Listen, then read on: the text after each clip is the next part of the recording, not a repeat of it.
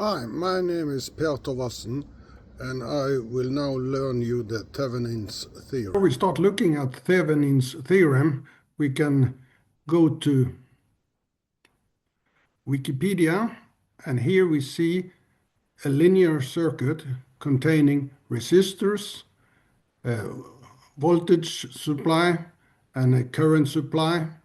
And all this, since it's linear, can become an equivalent circuit with just one voltage supply, VTH, and one resistance, RTH. So what it says here is that any black box containing only resistances, voltage sources, and current sources can be replaced by a Thevenin equivalent circuit consisting of an equivalent voltage source in series connection with an equivalent resistance. This is what Wikipedia says. So let's try it on a very simple example. First, we will start by looking at the voltage divider. Here we have a voltage source, Vs, and two resistances, R1 and R2. Vs is equal to the current going, E times R1 plus E times R2. That is the voltage drop from here down to here. And then we can calculate the current by taking Vs divided by R1 plus R2.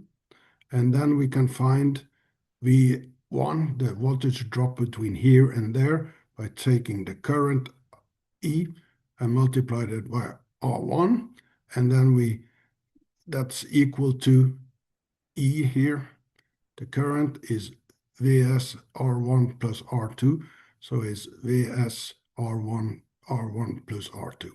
So the voltage drop here, down here, is R1, which is this one, divided by the two resistances R1 and R2. And in the same manner, V2, the voltage drop here, is the current I times the resistance R2, which is Vs R2 divided by R1 plus R2.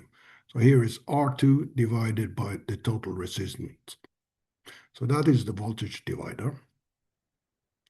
And then we can put a load on the voltage divider and look how the load is doing things on this voltage V0. Is this voltage V0 affected by the load? Well, then we have to look at the voltage source here is the current I times R1, then you get the voltage drop here, and then you have two resistors in parallel, R2 and RL, and that is REQ, and then we got this plus I times REQ, and that is the voltage drop from here down to here. And V0, this one here, is then the current coming into this one times the resistance of this parallel circuit, and that is Vs REQ R1 plus REQ. And REQ is, of course, R2 times RL divided by R2 plus RL. And if you see here, V0, the voltage that we would like to find here is the voltage we have here divided by this one here, which is the REQ plus R1 plus REQ here, and then we multiply by R2 plus RL on up and down here, and then we get this one, and then we divide by RL, and then we get this equation here, and you see here that RL is down here. So when RL is large, this one is large compared to R2, this load will not drive the V0 down, but if the RL is small, it will drive down the V0 to a lower value than it would have had if there was no load. And then now we are prepared to look at Thevenin voltage and resistance. And then we do some black box thinking. We have a linear circuit inside. We don't know how it looks like. And we just have this coming out of the box. And by measuring the voltage between these 2 points, we find a VTH. And then we have the same black box here, and then we short circuit the 2 terminals, and then we can measure the current going through there, and using these two things, we can find both the Thevenin voltage and the resistance. So here is what's inside our black box. That was the voltage divider, and then we have the VTH. That will be Vs here, and then it's R2, what's over here, divided by the total resistance. So then we know the VTH. In order to find the current, I is Vs here, and then it goes through R1. It does not go through here because that is short circuit. And so then we have this expression, but we also have, when we are looking at the equivalent circuit here, it is VT, RT, and also if this had been short circuit, we would have RTH equal to VTH divided by I. And then we can put in the I from here, and then we get VTH divided by Vs times R1.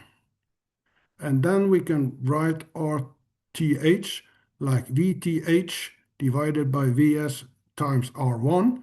And then we take the VTH that we have here, and you see that RTH is R1 times R2 divided by R1 plus R2. And here you see that there is another way of finding this RTH. Instead of short circuit and find this current, we could just leave it open and have measure the resistance here, and then you see that the resistance looking from here, it will be a parallel with R1 and R2. Vs, you just short circuit, so this is kind of line here, and then you get R1 times R2, R1 plus R2. So it's either you can do it like this, or you can just have it open and measure the resistance of what's inside the black box. So now we have found both the VTH and the RTH, and can use that when we are calculating. And that is, of course, much simpler, because every time we take in new load, we just have to calculate using VTH, RTH, and the load, instead of the whole circuit, which is inside here. So let's, at the end, compare the result that we got earlier for a voltage divider. And here we have a load here, which is RL. We have put it here, so you see that is the RL. And we would like to measure the V0 over the load. We have the VTH is Vs, R2 divided by R1 plus R2. We know that in advance. We also know that the RTH is this, but then we have the V0 is VTH, and then we have the power division voltage divider here, which is RL divided by RT plus RL, and then we can put for the VTH, if it's Vs, R2 divided by Rn plus R2, and then we have the RL, and then we have the RTH, which is the R1 times R2 divided by R1 plus R2 plus RL, and then we multiply by RL all over the place, and then we will have the same result as we got when we had the voltage divider with load, but this was a much simpler calculation. Thank you. This is what I would suppose to talk about when it comes to Thevenin's theorem. Thank you for listening.